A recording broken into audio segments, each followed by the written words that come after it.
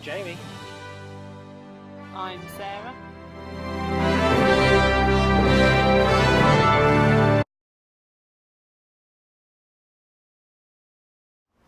Today I'm going to tell you about our discovery back in February of our Iguanodon skeleton called Indy.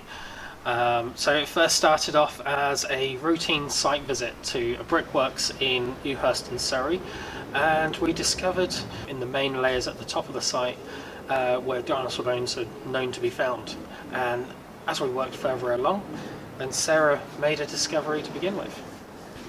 Yeah, so as we were looking through the different layers in the cliff, I spotted a tiny bone which we now know comes from the tail of this dinosaur. As soon as I saw it, I knew it was something different, so I shouted straight at Jamie to come and have a look at it.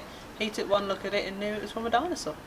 We had to then work out where that bone had come from, because there was a bit of rock on there that was from a completely different layer, so it looked like it wasn't anywhere from the layers where we normally look at. So we worked our way down around the site, and we saw where there was tracks from a bulldozer that was pushing the dirt around before we arrived. And we followed those tracks down and we found the rock layer where this bone would have come from. So in that rock layer we come across one of these bones just sticking out, so this one that we have here. And it was from that we then looked further into the blocks, and I had an inkling to split that rock open and see if there was any more bones inside. So once we split it open, it was bone after bone after bone, so it went further and further in, and that's when we knew, right, well, we've definitely got a dinosaur, haven't we? Once we got all the blocks out of the quarry and took them down to be worked on to take the protective layers off, we come across this bone here, which is one of the diagnostic bones, which is a thumb spike from the animal. So the only animal that would have had a thumb spike from that layer would have been an Iguanodon skeleton. So it's from that we found out what exactly Indy was. Working through the rock layers, we found out that Indy was around about 132 million years old, and ended up in an old river of the time. Possibly died in the river, we don't know just yet, so that's something that we're still working on to find out the rest of the story of Indy. From there, we made sure we got everything all ready to be transported back to our centre, so we had to continue taking off all the protective layers and then wrapping the bones, recording them, wrapping them up a bit like a Christmas turkey, and then putting them onto pallets and packaging them up and getting them ready for transport. This was in preparation to have them transported all the way from Surrey to Fossils Galore here in March. Once they were here, we had them taken up to our pre-made preparation laboratory, where they are now on display with a team of volunteers working on them, ready for the public to come and watch us uncover all the bones. So far, we've got around about 90+% of this animal, and we suspect we've got even more than that. So at the moment, we're looking around about, it could take about 4 to 5 years to fully prepare this specimen and make it ready for display. There is so much that we don't know at the moment about iguanodons that we'd like to learn more about. We believe Indy is the key to unlocking the secrets about this species of animal. Indy is the key to the future success at Fossils Galore, so it's a one-of-a-kind discovery, and it's something the public can come and see. So it's unusual, so you can come and watch us uncover more bones, and you'll get to learn along with us as we uncover more of its secrets. As more and more of these specimens are being found, it's our vision to open up more and more centres around the country to make paleontology more accessible to the public and all around. Today we're visiting a brickworks in Ewhurst, Surrey. It was a cold and wet February morning, and this is when we made the discovery. We arrived on the site.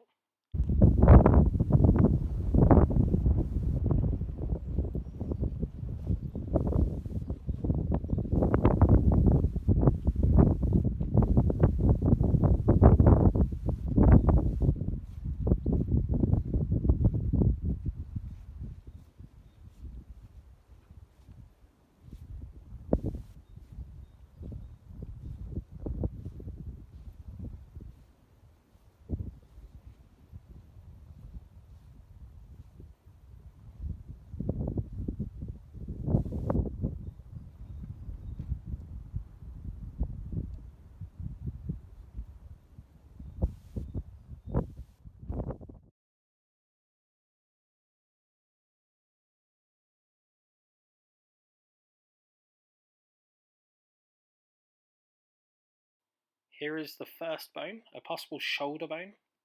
This one was left behind by the quarry works after their recent excavation. After discovering the first bone, we thought it would be ideal to have the very first ever dinosaur selfie. The site of the discovery was a brickworks in Surrey, where they'd done a recent excavation and left protruding bones from our Iguanodon. Now to uncover Indy, the Iguanodon. So first of all, we had to clear the area using tools like trowels and brushes to show the rock layer where Indy was found.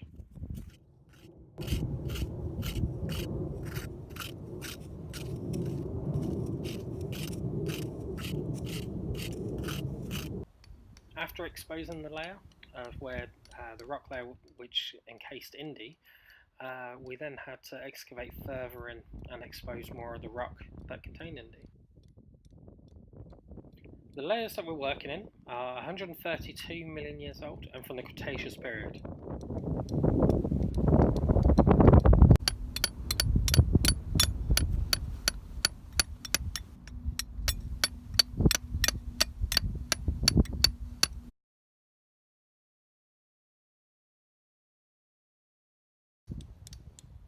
We can tell from the layer that Indy was found in that she had fallen into a river, possibly a slow-flowing river at the time. So here we are, we're now getting ready to expose and split open the main first rock that we came across. Now we need some heavy machinery to help finish the job. So we must make sure we preserve all the freshly exposed bones before carrying on. Now the excavator has removed most of the clay above the blocks, exposing more of the layer that we need to get to.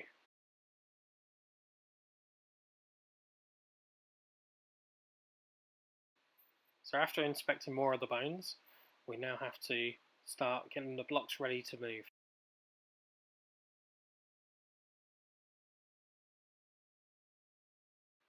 We had to use an excavator to be able to move the blocks out from the layer. This was a process that we had to keep on doing to expose more of the layer with more of the blocks that contained Indy. Most of the work had to be done by hand, so with shovels and trowels. From this view you can see lots of the different layers above where Indy was found. It's very important to make sure to take back all fossil evidence. And here is some evidence of a river in Indy's layer. Now to move the blocks very carefully back up to the works. We then carefully placed them onto pallets to then be processed. So while on pallets, we then started to take off the two protective layers that was on top and bottom of Indy's layer. So while taking off these protective layers, we started to come across some other dinosaur evidence. So from an Iguanodon footprint, a possible Baryonyx footprint, and another smaller theropod footprint as well.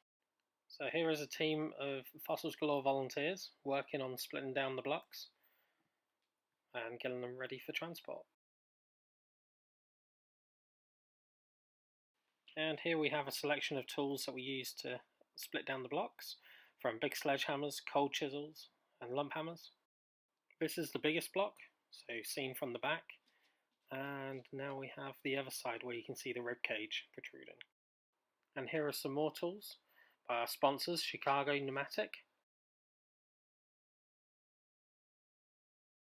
Once all the blocks were split down enough, all the protruding bones were preserved with a solution called paralloid and acetone, and any breakages were repaired. We are now recording all the blocks, so we're taking measurements of bones, a location where they're found, and start getting them ready for packaging. It is very important to get as much information from the blocks as possible.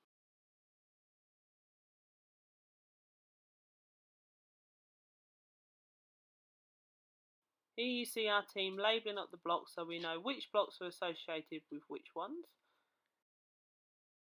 We wrap them up a bit like a Christmas turkey.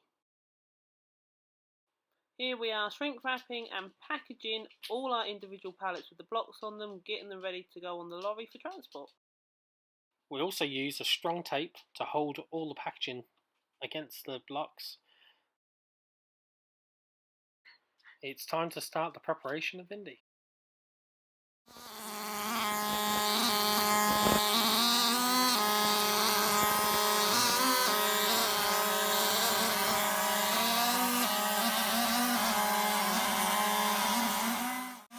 With the blocks back at the Fossils Galore Museum, a team of volunteers are now working on them to help unlock the secrets that lie within and expose more of the bones to tell the story of Indy.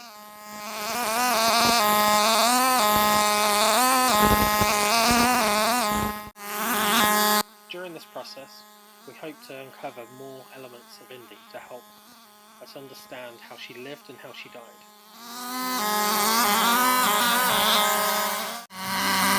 With a team of volunteers working tirelessly, hour on end, we're now exposing more bones to help us understand a bit more about Indy.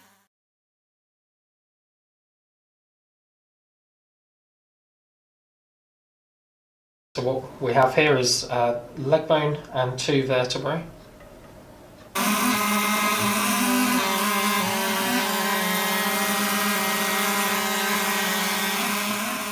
One of the largest blocks that we got off site, and this is the rib cage of Indy.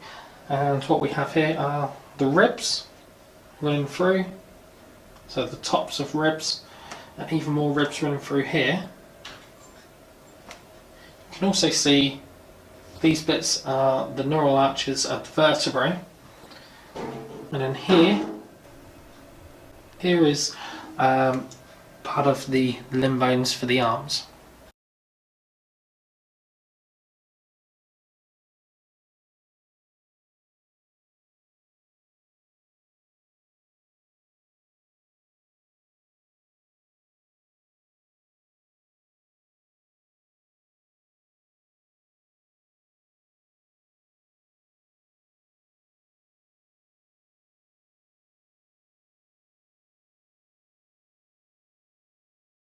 Here we have some ankle and foot bones.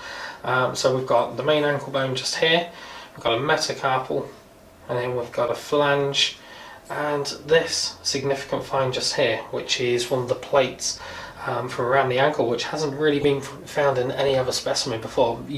They've come across pieces of this, but this is one of the most complete ones found of its kind. Okay, and then what we have here, we have a vertebra from the base of the tail, and what we have on the ends is a couple of bite marks, possibly from a crocodile.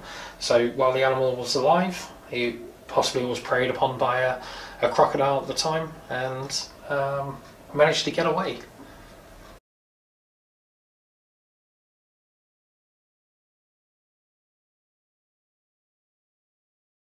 Here is one of Indy's claw bones.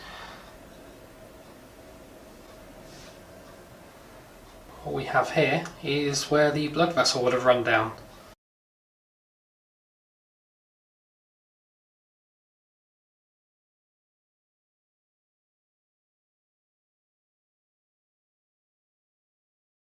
So what lies beneath our feet waiting for you to discover? Well, come to Fossils Galore and we can show you. It will be fun.